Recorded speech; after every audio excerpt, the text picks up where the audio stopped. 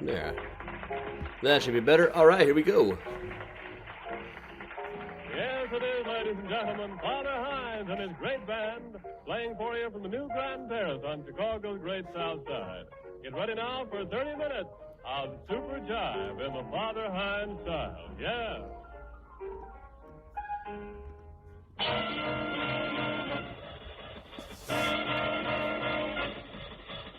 Well, evening, everybody. What could this be? It's Welcome a along. Time for me to make a cocktail.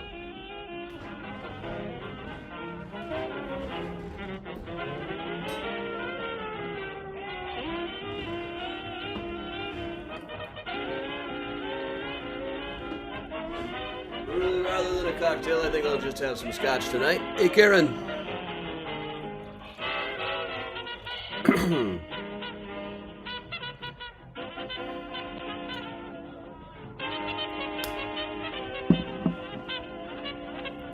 Evening, Kathleen and Timothy. Hey, everybody.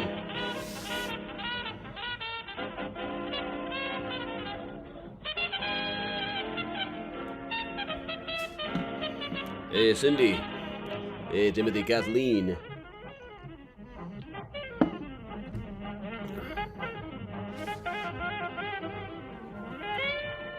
Hey, Doreen. Well, I've started now. Kinda. Hey, Cindy. Hey, Susan.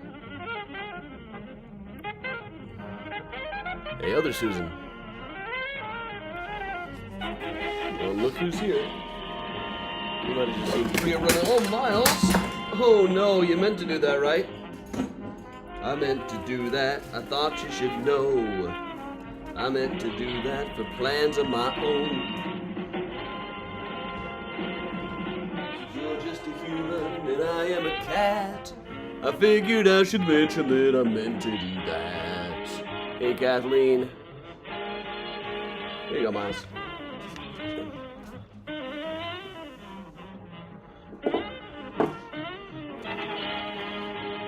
Hey, Robert.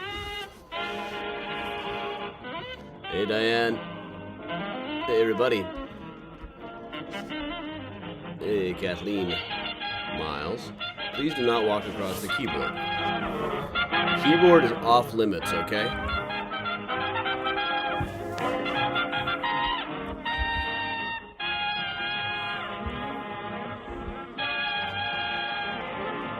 Hey, Jeannie. Hey, Georgia. Hey, Katie. Hey, everybody. That's what you call a powerhouse Welcome along. soda. Yeah, Earl Father Hines carries on now. Yeah, I've Presents got 4 Leroy days of Harris spring singing cleaning behind me. Teacher's Pet.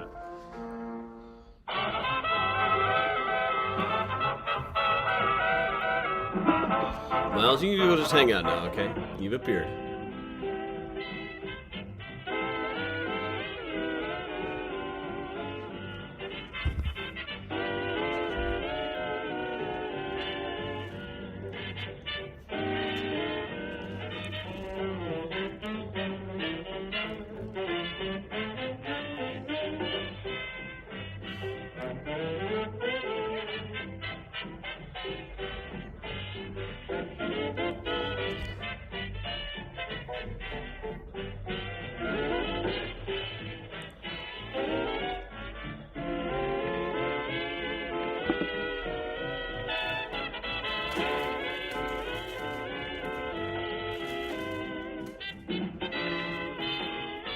Hey, Chris. Hey, Sue.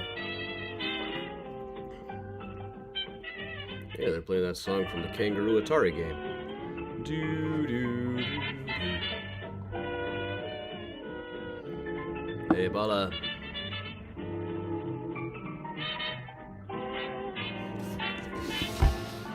Good them all see you, Miles.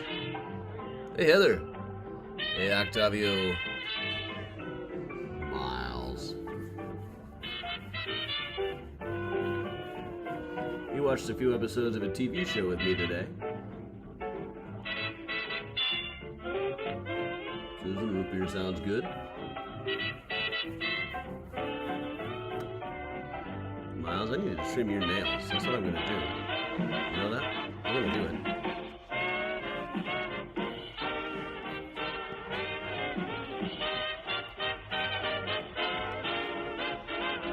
YouTube TV's not working. That sucks.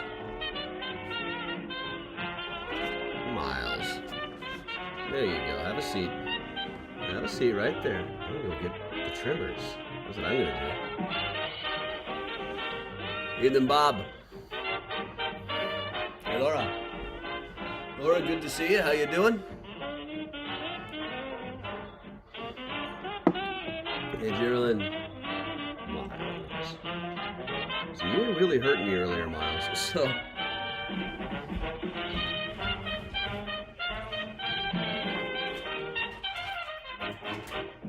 Give our faithful seat a slap and carry on and jive. After several days of spring cleaning, I know just where the trimmers are. I'll make this all better. No. I'm gonna take advantage of this, Miles. Hey, Ann. Hey, Mom. Hey, Megan.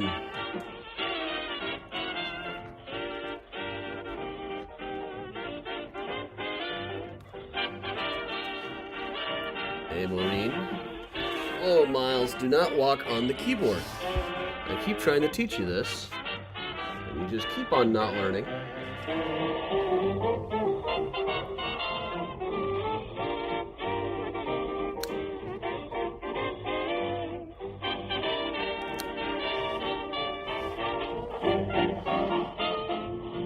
Miles, you're getting a live nail trim. There's just one of them that you really get. You got one recently, but there was one of them they missed. I suspect a couple more, too. Yeah, right there, right there. Hold still, hold still. Hold still. Miles.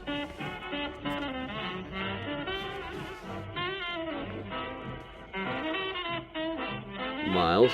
Miles. Hey, Carolyn Ocala. And Marita, I am just having some scotch tonight. Check out this awesome new rocks glass. Just my style. Miles takes his nail trimmings pretty well.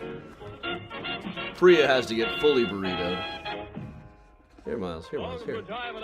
See this? Just like this. Hold still. Hold still. Just like that. All right. Hey, Florecita. Hey, Jeannie.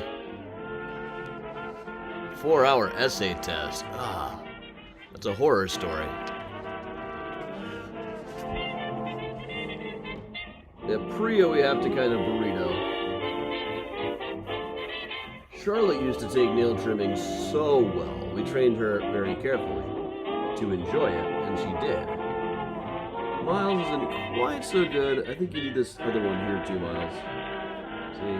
Yeah. Oh, that's weird. Let me get it.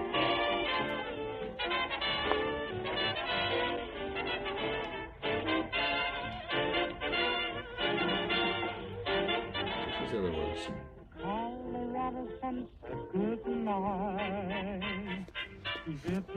Okay. Hey, Rob.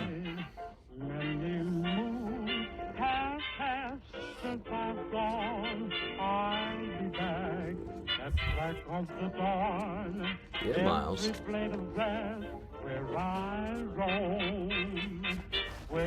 Miles being way cool tonight. Yeah, aren't ya?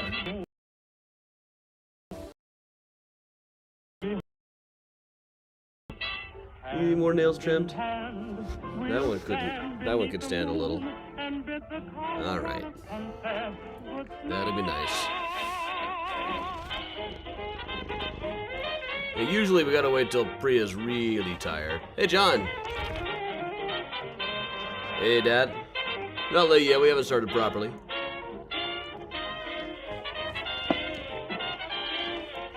Hey, Kathleen in the euphonium section. With a bow to Leroy Harris for the words, we turn on now to the next tune. Earl Father Hines gives us a bit of jive. We'll let Earl Father Hines give us one more bit of jive here before we start properly, as the DJ says. In Chicago's great South Side. Hey, Donna. Down in Texas. I might be going to Texas in a few days. I gotta possible tour in Texas to run. Evening, Molly.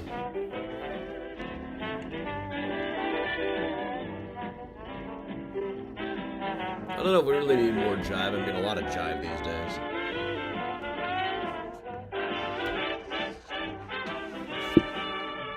Hey, Gwen. Miles. Look at you.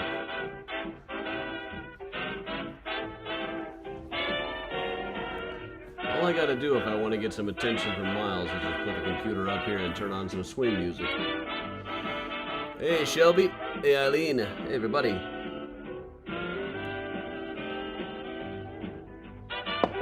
Well, it'll already be a couple of days in Texas and Houston. I was last there about a year ago. Well, I wasn't in Houston. I was in Austin and Dallas for about a day. Octavio, we better see the basement of the Alamo.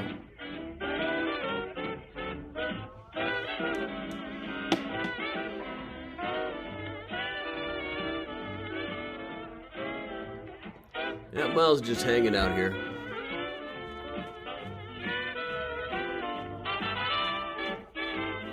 Hey, Mike. Hey, Tracy over on YouTube.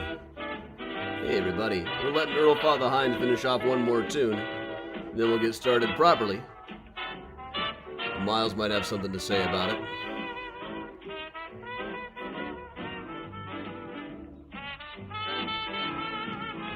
Ooh, somebody wants to send me a message on Instagram, and their name is all Chinese characters.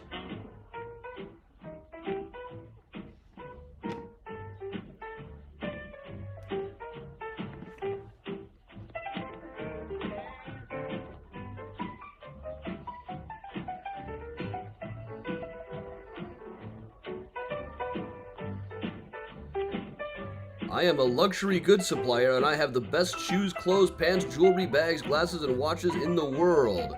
You can send me your favorite products and photos. We provide logistics. You're supposed to send me goods, not me send you goods. Now, come on. We're going to delete this. All right. Hey, Janice. Hey, Karen. Grimalkin.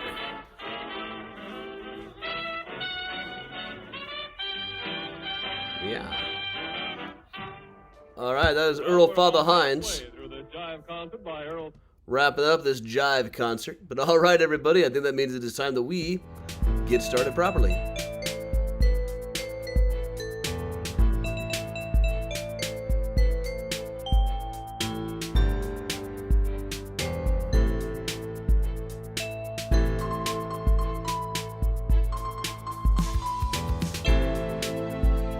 Today, Mysterious Chicago presents Bronzeville Tales.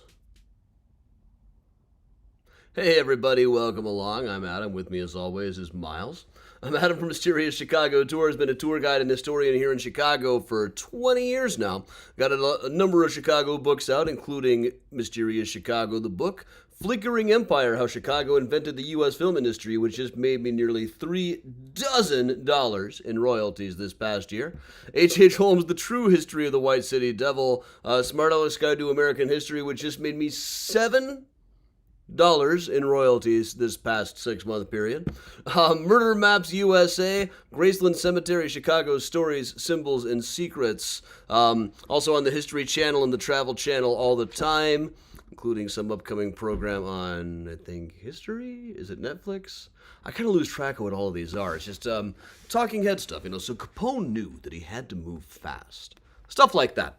All right, so welcome along, everybody. One of my favorite things to do here on our virtual tours that we started doing back in 2020 was neighborhood tours. Just tours where I pick a particular neighborhood and find some architecture and all of the best stuff. No, this is historical stuff. We're not necessarily talking about what goes on there now quite so much. And there's a great Chicago tour company, Mahogany Tours, that's doing a lot of Bronzeville tours. So I'm kind of worried I'd be stepping on their toes. I haven't done the Bronzeville tour in quite a long time for that reason. Where did I get this Okay, there we go. Haven't done this tour in quite a bit, but now I thought it would be a good night to bring this one back. So, all right, let's go ahead. We are going to be talking Bronzeville tonight.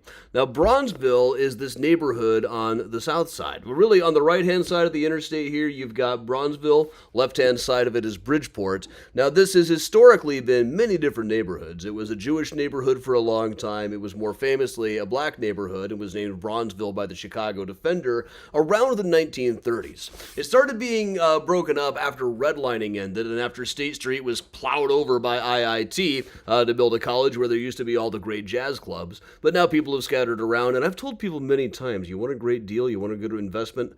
Bronzeville. When I was driving for Lyft, everybody I took home to Bronzeville seemed to be an artist. First line of attack, after all. So, well, let's check out some of the history here. This is kind of a bridge into Bronzeville, where we come right to the tomb of Senator Douglas. They called him the Little Giant. You can just tell looking at him he was short.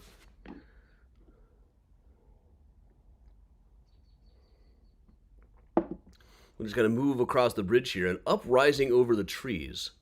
Now, somebody once told me that this is the smallest patch of land owned by the federal government. I'm not sure that's entirely true. I've tried to go to the this monument several times, but it's never really open when it's supposed to be, in my experience. Whoever runs this place has got a cushy job, because honestly, not a lot of people really want to come to see the tomb of Senator Douglas anymore. But that is, down at the base of that statue is his crypt. Now, Senator Douglas, of course, is really why we have a Chicago to begin with. Back in the 1840s, when he was just Judge Douglas, he was placed on the Illinois Supreme Court. They were packing the Supreme Court with new justices because there was some concern that they were going to be changing the laws and making it so recent immigrants could not vote. Now, previously, the whole rule had been you didn't have to be a citizen or anything to vote in Illinois. You just have to have lived there for 3 months. There was so much concern that the current small Supreme Court in the state was going to overturn that they packed the Supreme Court with other justices who would rule to keep immigrants voting. But then Douglas went on to become a senator. He was the other half of the Lincoln-Douglas debates, introduced the Kansas-Nebraska Act in 1854, which kind of split all of the parties, shattered everything in politics. Everything had to realign after that. The Kansas-Nebraska Act got rid of the Missouri rule, where new states below the southern border of Missouri would be slave states, and above it they'd be free. He decided that after this, every state should vote for themselves, perhaps not anticipating that pro-slavery groups would be sending militias to make sure that places like Kansas were going to be made slave states by any means necessary. This really hastened the coming of the Civil War. He wasn't necessarily a huge slavery supporter himself, exactly. At least he didn't think the South should secede to maintain it. But he was the other half of the Lincoln and Douglas debates. Fairly friendly with Lincoln on the side. Died shortly after Lincoln was inaugurated and put into this crypt. Here's the two of them out hanging out. Now, eventually his land all around here was turned into Camp Douglas, the Confederate prisoner of war camp. And on the inside of this, I always liked this. This is the inside of the crypt. They've got his sarcophagus right there. Saying, "Tell my children to obey the law and uphold the Constitution." Little bust of the guy. You can see for yourself how short he was. But my favorite thing is they've got brochures about him on the sarcophagus. I feel like that's... If I liked this guy better, I'd be a little bit upset, but... So... Be as tacky as you want to be if it's going to get people to show up in this place. I've got some other slides here. I'm not even sure what these are. Oh, yeah, this is Leonard Volk's death mask of Stephen Douglas. Sometimes on the Rose Hill Cemetery walking tours that we're taking on days like Saturday, we talk about Leonard Volk, the sculptor, who did a life mask of Abraham Lincoln and a death mask of Senator Douglas. You can at least see that they got the sculpture just about right there. This is a bit of the outside of it. I just want to point out the truck, which was covered in satanic imagery. Must be a total metalhead up there. All right. So just nearby here, now this is about the 35th Street area. Built in 1881, long after he died. It took a long time to get that thing built. Andrew Johnson gave a speech where he just kind of harangued everybody the whole time, right at the spot. And right down the road is this Culver's and a bench. What they don't tell you is there was a smallpox cemetery here in the 1800s too, and there was a smallpox outbreak in the area. A lot of people were buried right in this spot. Probably they're still there. If there were permafrost, theoretically, it could keep the smallpox virus alive. Probably there's not enough permafrost here for that, but you never know how well a hermetically sealed coffin might be. A lot of weird theories go around about this kind of thing. There's just some strange history in this vicinity. Is this larger than I think? Okay, no, we're good.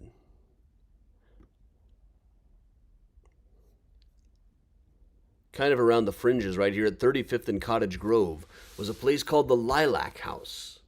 Now, this was where streetcar guys who operated the streetcars that went past this space would see a ghostly old woman who was standing there picking lilacs.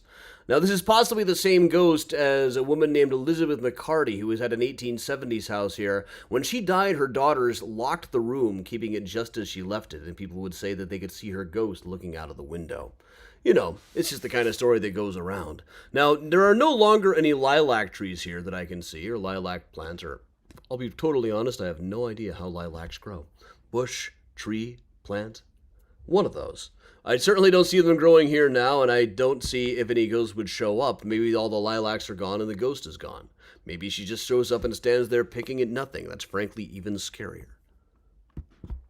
But just along the edge, when you first are coming into the Douglas Monument, you will see this old building that goes back to before the Great Chicago Fire. This is the Soldiers' Home. Now, this was a place where during the Civil War, soldiers could come here just for some R&R if they were on break and couldn't get all the way home. It was just sort of a hangout place. Thank you for the Bush comments, people. This is about how it looked in the days of the Civil War, when the train tracks were still pretty new, when the Lakeshore seemed to come right up to the space. Lakeshore Drive hadn't been added in yet. Now, this place was founded by Thomas Barber Bryan, who I often describe as kind of like a Forrest Gump type character in Chicago history. This guy founded Graceland Cemetery, bought the handwritten draft of the Emancipation Proclamation, sold copies of the handwritten draft. Nobody thought they were the real thing. They were copies. They sold for $1, and he used those bucks to build the Soldiers' Home, a place where soldiers could come to hang out. But they got into some, so this is one of the copies that he was selling. It says right at the top there, facsimile Emancipation Proclamation. People did understand what the import of this was. Today it's kind of popular to bash it and say that it didn't really do anything, but that's just kind of some overcorrection, really. Everybody understood what the import was. But there was one time when a guy came in here trying to find his son, who was a soldier that he thought might be staying here, and he happened to tell Mrs. Hosmer, who was working the desk, that he worked as a reporter for the Chicago Times. Now, the Chicago Times was the Copperhead, anti-union newspaper run by Wilbur F. Story, this particular jerk.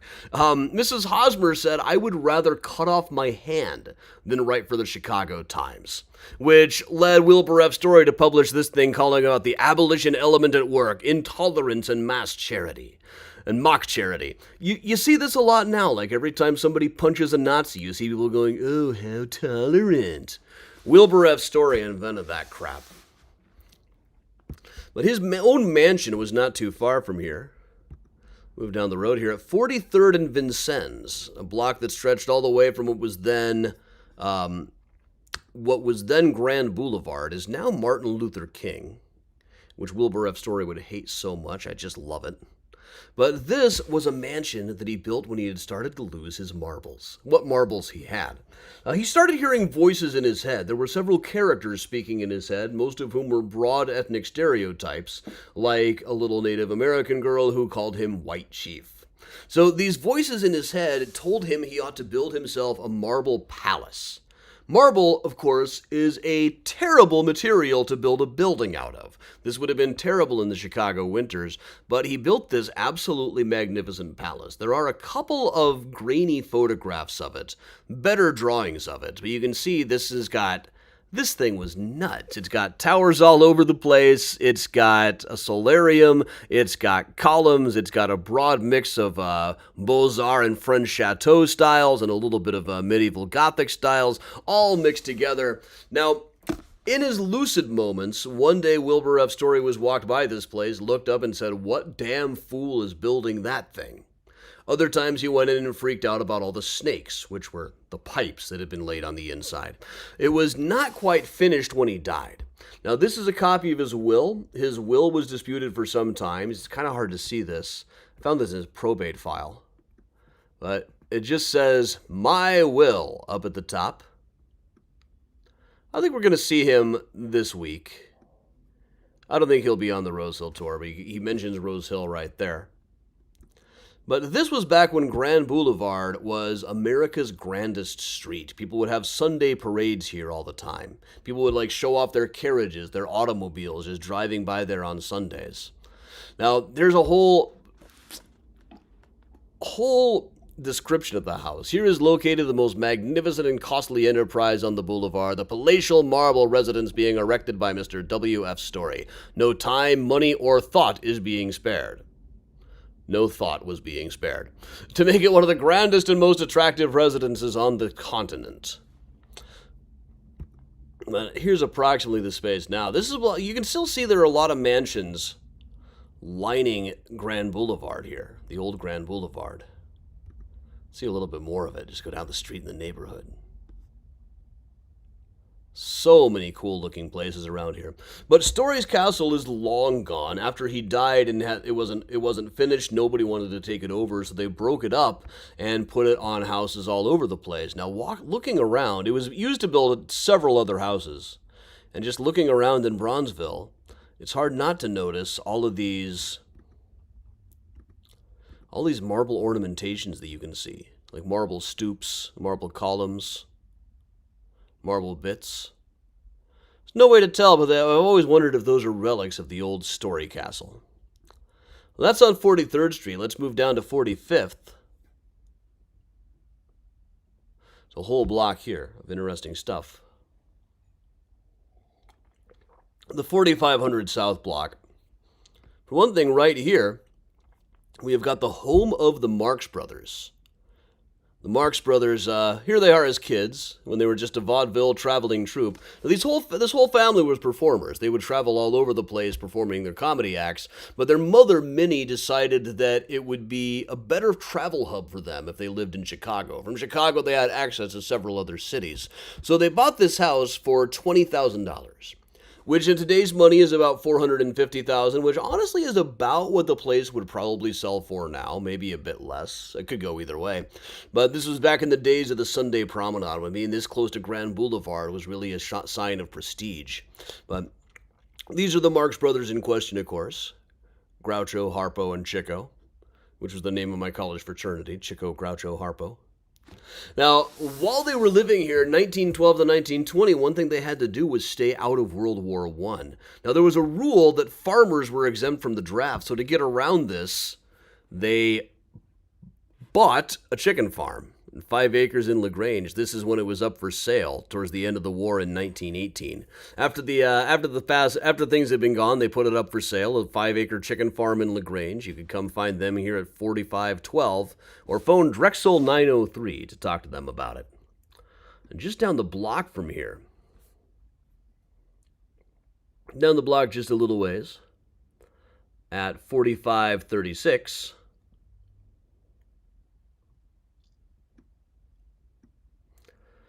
this is the DePriest house. Now, this is Martha DePriest. Martha was born enslaved, married a guy named Neander DePriest. Their son, Oscar Stanton DePriest, became an alderman and then the first black congressman of the 20th century.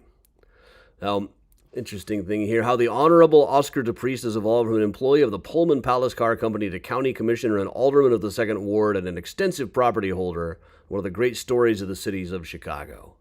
Hung around with people like Clarence Darrow. Now, DePriest eventually was, now this is his property holder, one of the great stories of the cities of Chicago. Hung around with people like Clarence Darrow. Now, DePriest eventually was, now this is his wife. Now, his wife was brought, it is a symbol of equality between the black and white races and fraught with peril to civilization, because she was invited to tea. Now, she had a very measured response to this. She said, "We all had a lovely time. We just discussed all the things you'd normally discuss at, say, tea after church, but all the storm of controversy has been drummed up elsewhere." Now, Oscar was having none of this. That same Alabama senator said that if Oscar tried to use the congressional bathroom, he would block him. Oscar said, I wasn't going to use his bathroom, but now I've got a mind to go see if he's big enough. Now, on this same block, I haven't quite worked out whether this would have overlapped, but on the same block at 4554 was the boyhood home of little Ray Nance. Here's Ray Nance with his violin when he was just a kid. By the 1940s, he was known as Showboat Ray Nance, and playing in the Duke Ellington Orchestra. He's one of the highlights of it, playing both the cornet and the violin. Here's a little bit of a fun clip. There's Duke and Ray Nance.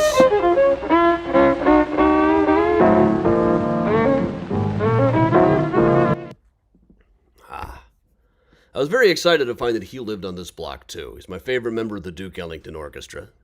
There's a particularly good... Let me show this cover.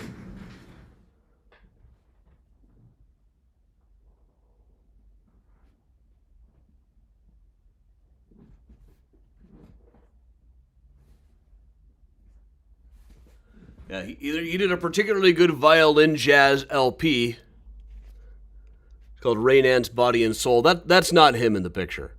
I kind of thought that it was for a second. He was really going flashy there in the 70s. But no, this is just an exquisite violin LP with a very slow version of Take the A Train that he played at Duke Ellington's funeral.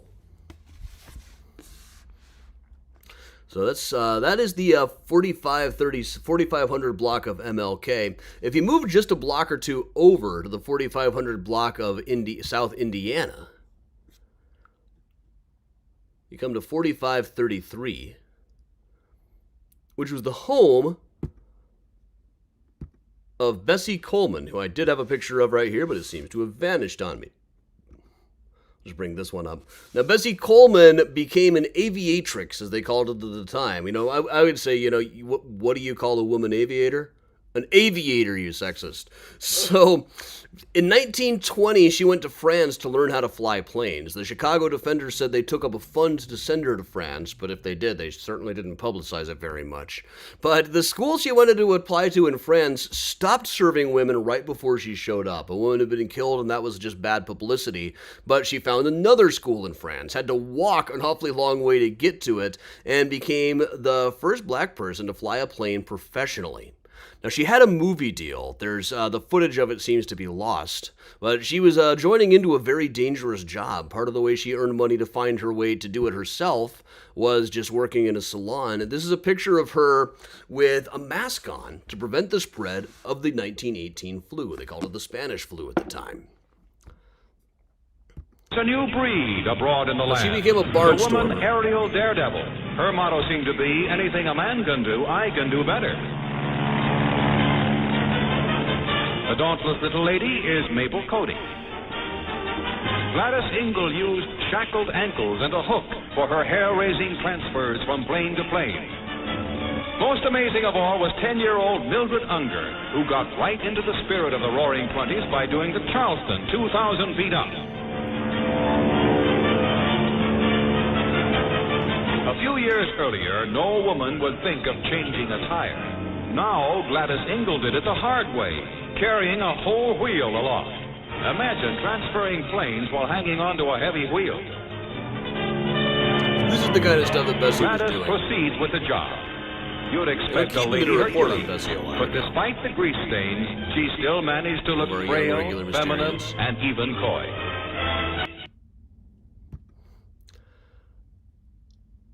She had a whole movie deal at one point.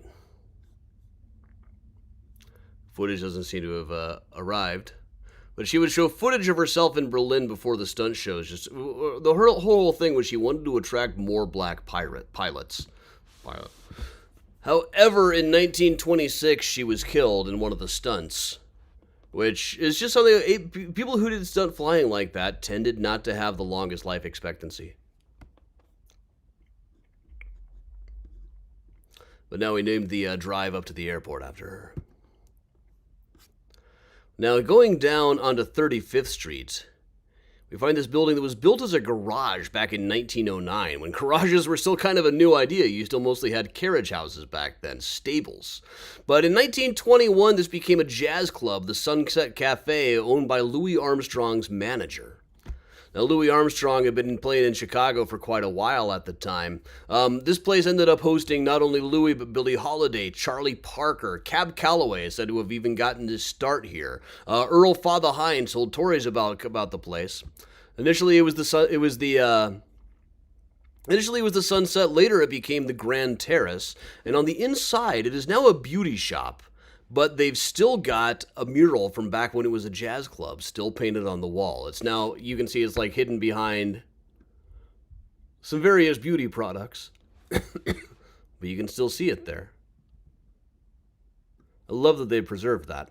Yes, it is, ladies and gentlemen. Father Hines and his great band playing for you from the new Grand Terrace on Chicago's Great South Side.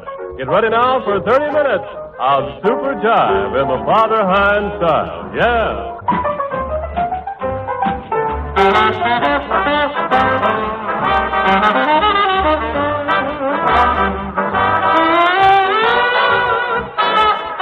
Earl Father Hines.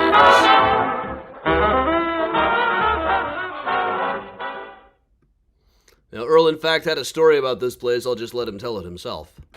Al came in there and one night and called the whole band and show together and said, now, we want to let you know our position. He says, we just want you people to tend to your own business. We'll give you all the protection in the world.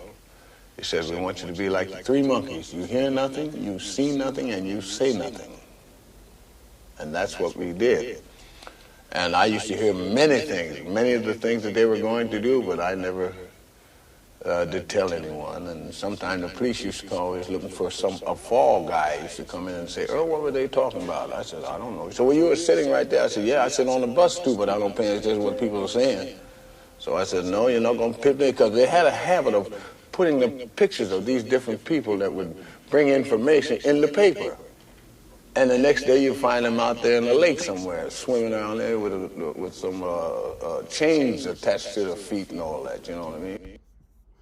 All right, so here we got a first-hand account of Al Capone being in this place. That's very unusual.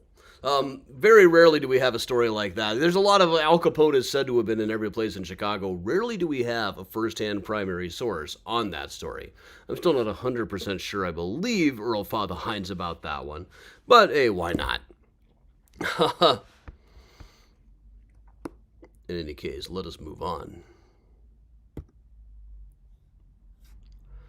So speaking of Louis Armstrong, just over on 44th, 9 blocks away at 421 East 44th, was the home of Louis Armstrong,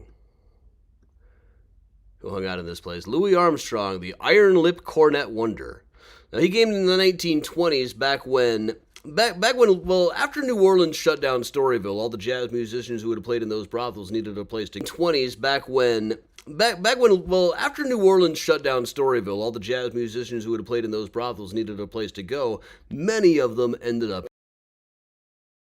Bud Freeman, the great saxophonist, always said that really Chicago was where they gave birth to jazz. He wasn't trying to claim that white people invented it or anything. He still credited guys like King Oliver and Louis Armstrong. But he said that back in New Orleans, guys like Buddy Bolden were really still effectively playing ragtime. It was when they got to Chicago that they developed it into what we now call jazz. That was his position anyway. But here's Louis himself later in life. And here he is about like he might have looked when he was playing here.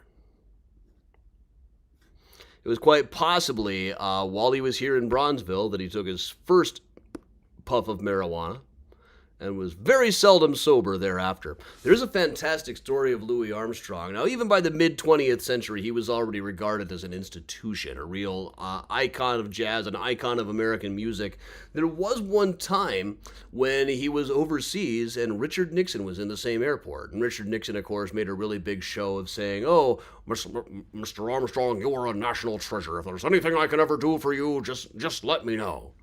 And Louis said, "I tell you what, can you help me carry these bags onto the plane?" And that, according to legend, is how Louis Armstrong turned Richard Nixon into a drug mule. I really hope that story is true. I believe Louis used to tell it himself, which isn't necessarily proof that it's actually true. Well, let's move down the road a little bit here. Right across from the Sunset, where the gas station is now, was a place called the Plantation. Very sensitively named, that place. Now, this was another jazz club in the 1920s. It was bombed in late March of 1927. Or possibly there had just been a fire. It had been dark for a while by then. The next year it was shut down on a prohibition raid. Everybody knew that they were selling liquor at this place. When you got a ginger ale here, it cost $1.25. You adjust for inflation, that is like a $30 ginger ale.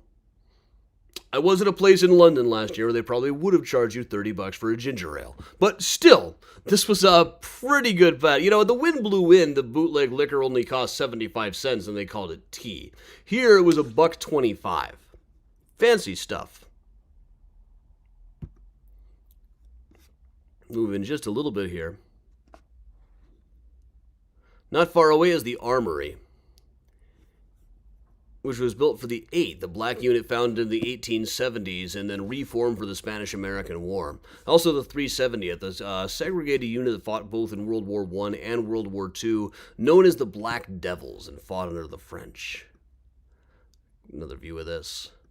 And there were a lot of stories about this. It was officially an armory for militia groups, but then it became a dance hall featuring people like Duke Ellington and Ivy Anderson. Now, Duke Ellington, I tried to make a database of all the places he played in Chicago, and it's nuts. In like the same week, he would play at the Blue Note, he would play at Ravinia, he would play at the Chicago Theater, and he would play at Old Orchard Mall. Like 4 wildly different venues all in the same week. You gotta love that.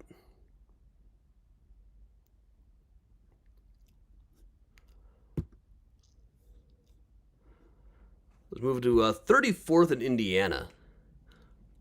3435 South Indiana. This was the building of the Chicago Defender, the most powerful black newspaper in Chicago in the early 20th century. They were the ones who started using the term Bronzeville back in 1934 for this neighborhood. So they even had, around that time, they had a mayor of Bronzeville competition. And even brought out people like, brought out all sorts of people to vote in it.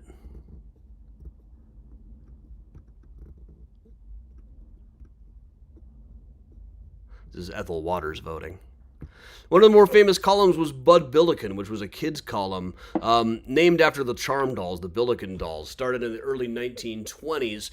People like Willard Motley, who wrote Knock on Any Door, served at Bud Billiken at one point or another. This led to several Bud Billiken clubs with people like Ray Nance.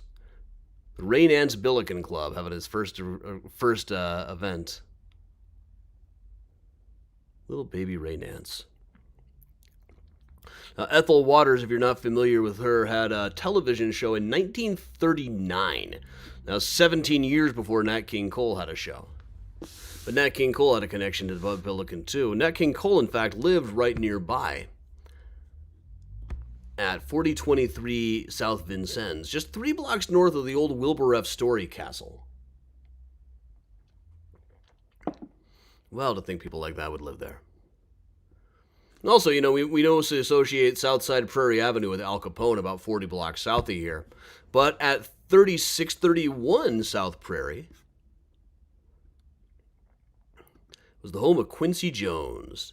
Did you hear that interview with him a few years back, a few years before he passed away? It was like, do you know who killed John Kennedy? It was Sam Giancana. We shouldn't be talking about this. You want to see a dead body? It was wild. He became a musical arranger for people such as, well, Michael Jackson eventually, but also Ray Charles back in 1955, and Sinatra at the Stands, with arranged and conducted by Quincy Jones. It's rare to get the conductor in that big of letters on something like a jazz pack, a Rat Pack album. But not too far away,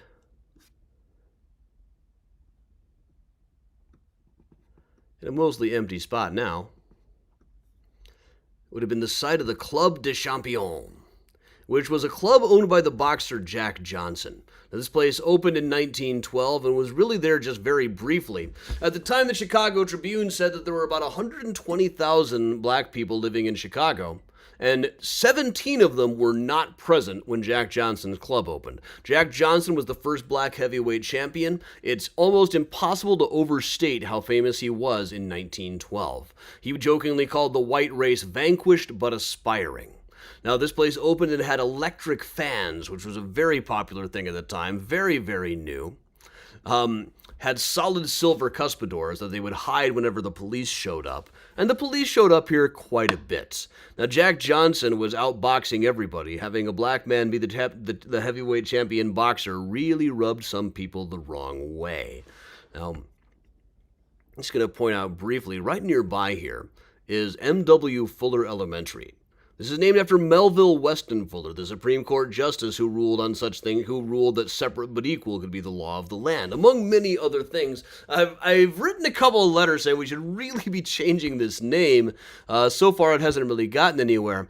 But one thing I do enjoy is that Jack Johnson was so much more famous than the Chief Justice of the Supreme Court at the time that when Fuller died, it was one column, but it happened to be the same day as a Jack Johnson fight. So a lot of the headlines the next day are like this: Justice Fuller is dead, over on the left. And then Jack Johnson going like, which is a very appropriate response to Fuller dying. They've torn down statues of that guy in Maine, in his hometown.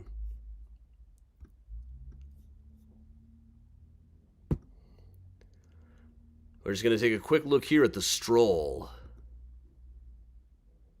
Long stretch of State Street, which was called the Great Lightway as early as 1910, one continuous round of fun, a poor man's paradise, as it became where all of the jazz clubs were. They said all you had to do to hear great music was just hold a horn up in the air.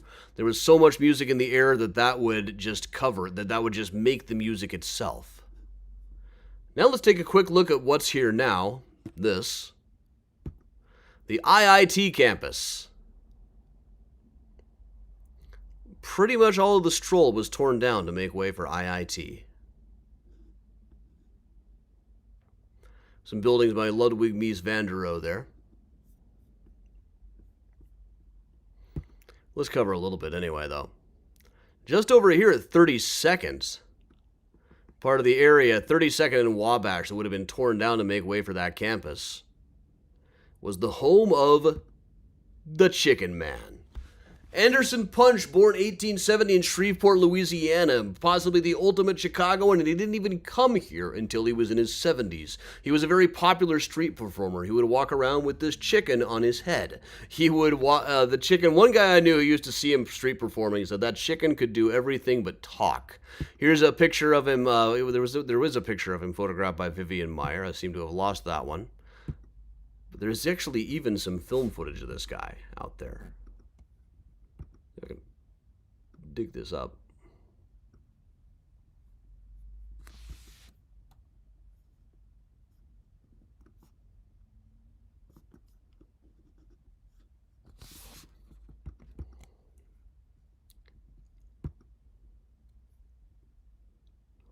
It used to be that this thing would automatically pick this stuff, pull these things from Dropbox if I had it down as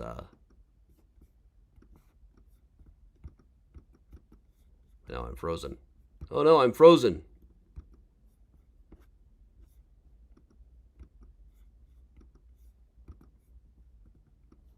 All right, so we're just going to stop here. We're just going to wait here. Now, he was eventually written into several novels by Daniel Pinkwater, including Lizard Men and possibly my favorite book of all time, The Snark Out Boys and the Avocado of Death.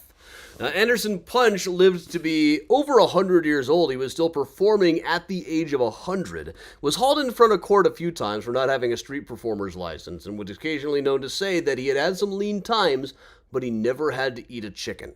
Now, he didn't have just the one chicken, naturally. He had several chickens over the course of his career.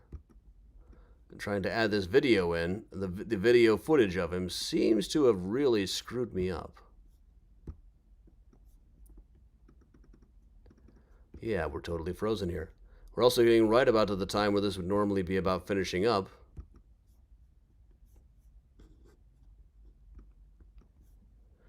even had a chance to cover the Cozy Cabin, the black drag club that was operating in the 1930s at about 31st and State.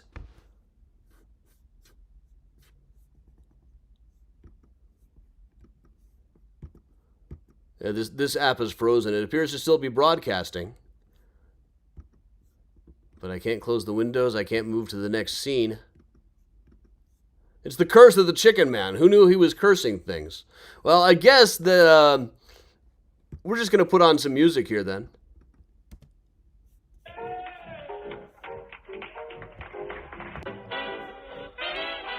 All right, so we'll just hang out. And eventually maybe it'll let me fix this up.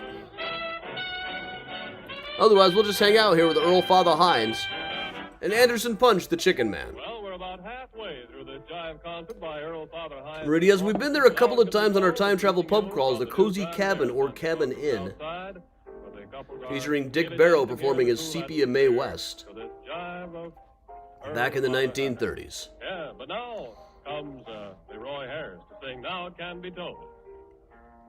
So, all right, so you can still hear me. I know the broadcast isn't frozen, but my app is frozen.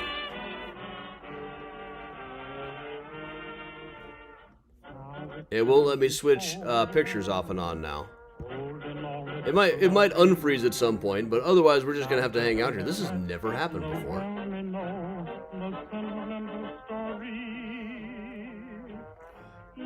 Oh, thanks, Heather.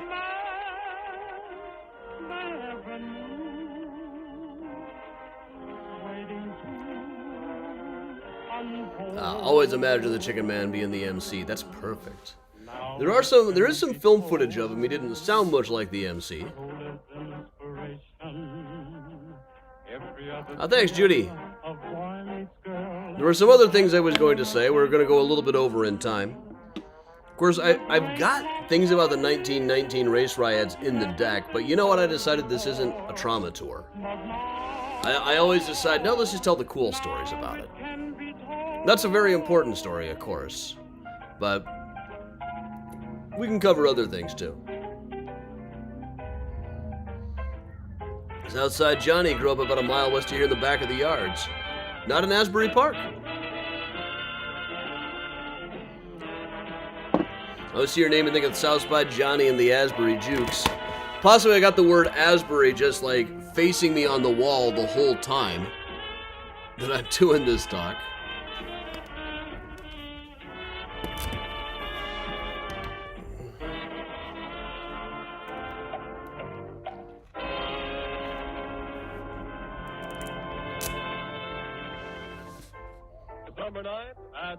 Kathleen saw the Chicken Man a long time ago.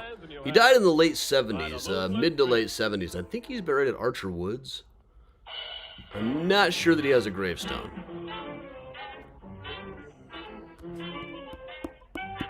And Don, if I'm in Houston, I'll just be with the school group.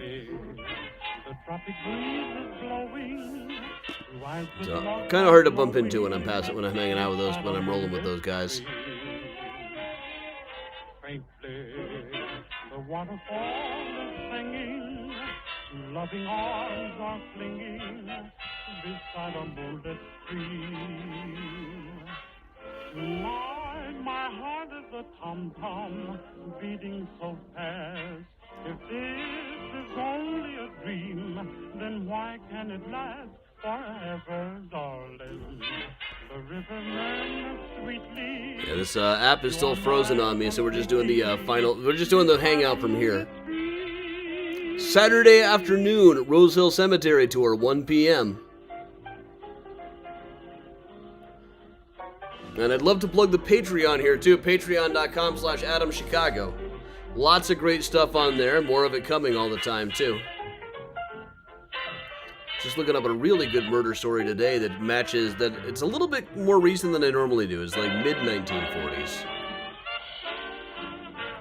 But it ties in with the 1950s one that I have covered sometimes.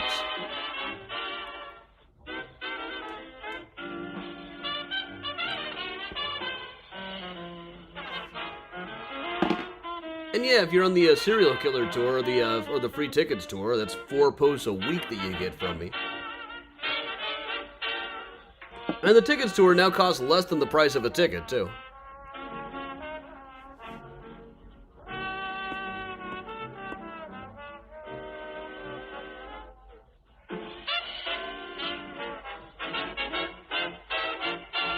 Doreen, yeah, the Tulsa massacres. That's a whole other thing. It's a little out of my jurisdiction.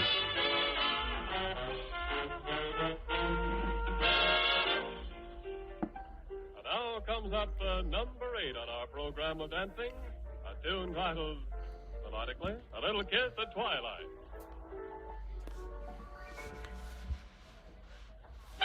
All right.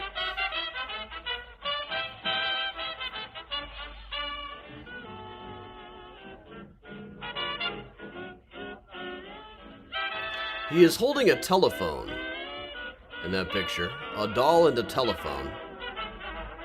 The chicken would occasionally talk on the telephone and dance while he played Casey Jones on the accordion.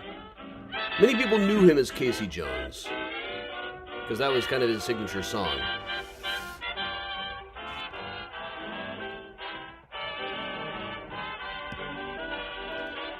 Not the Grateful Dead Casey Jones, not the Disney Casey Jones.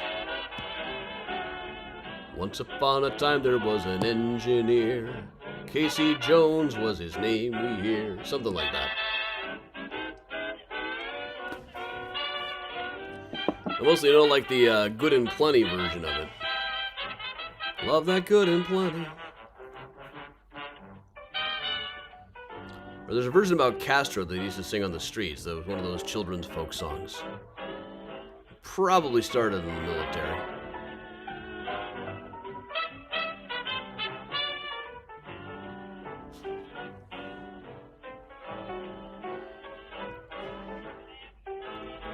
Thanks, Sue.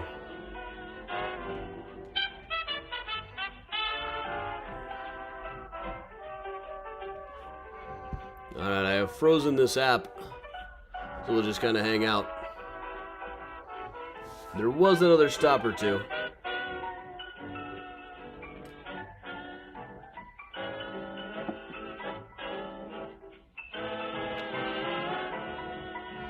No, he probably was not referencing McNuggets in the 70s.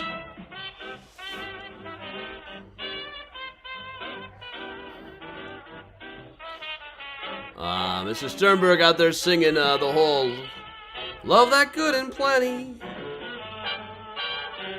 Don't know any other candy that I like so well.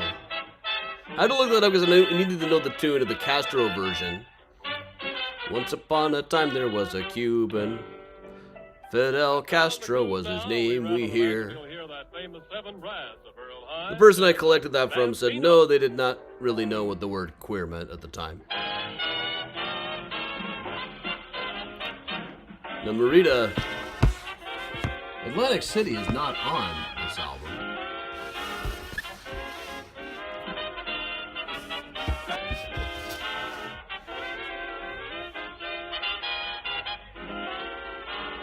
Yes, there may be a chicken man or chicken men loose in the neighborhood.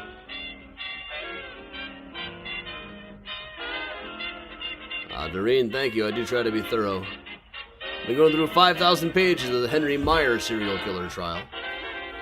And it actually included a point where he got off the train at the Englewood station, which would have walked him right by the Castle building. Probably went into the drugstore.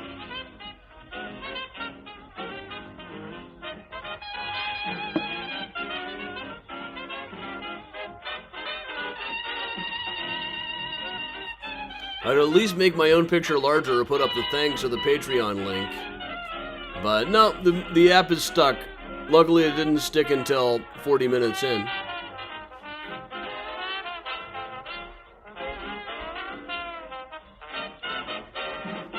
We're just gonna keep this chicken on the head look.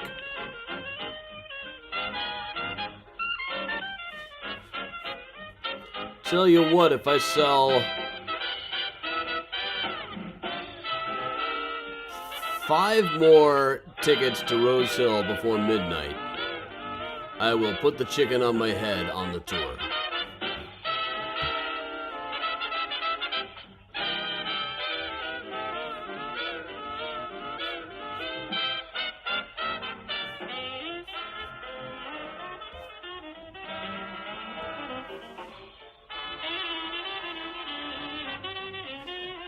Yes, this is in fact one that is supposed to go in the microwave.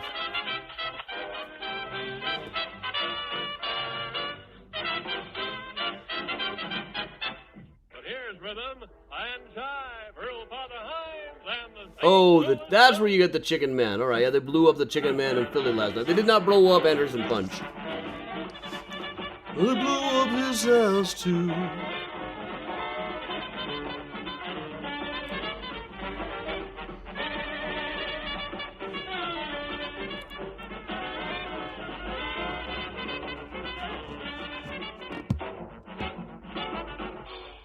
Be yourself, Bob. I'll see you on Saturday.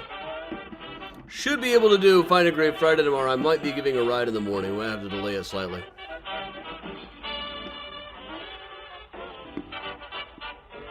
I'm going to take a quick moment to see this.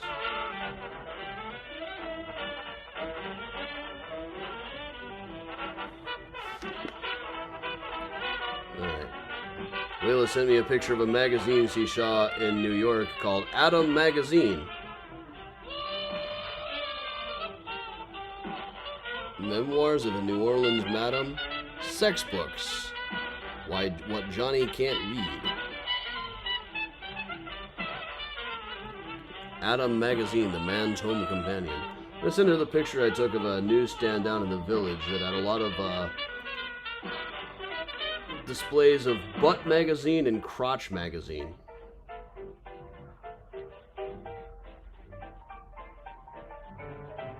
Ironically, the Butt Magazine had pictures of crotches and Crotch had pictures of butts. So I'm going to find that picture. It's about a month or so back now.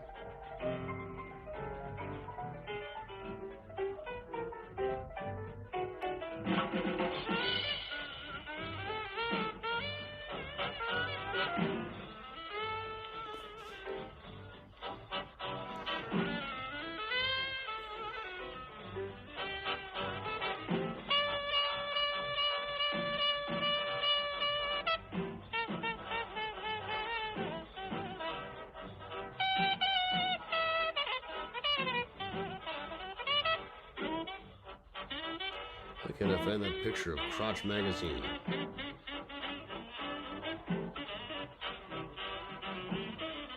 You can never find the picture of Crotch Mag when you're looking for it.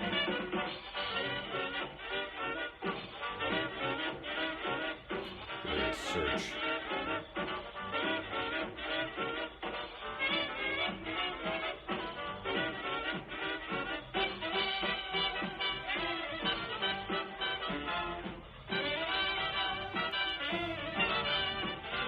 No, Karen, I literally mean Butt Magazine and Crotch Magazine.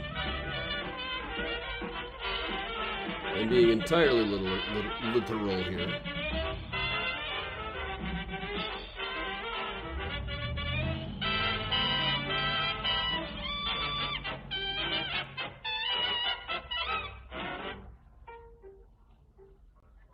Haven't been in the village much this year, so it's should be easy enough to find. And yet, here I am, scrolling and scrolling.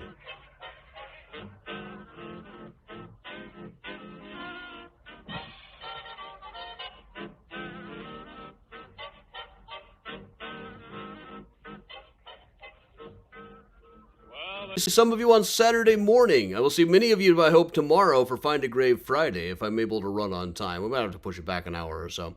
But thanks a lot, everybody. I'm Adam from Mysterious Chicago Tours.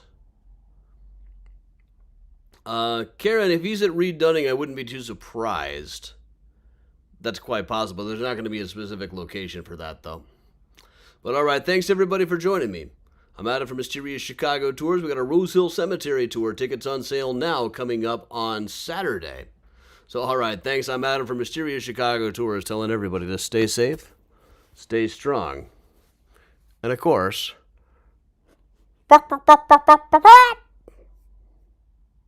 that means stay spooky.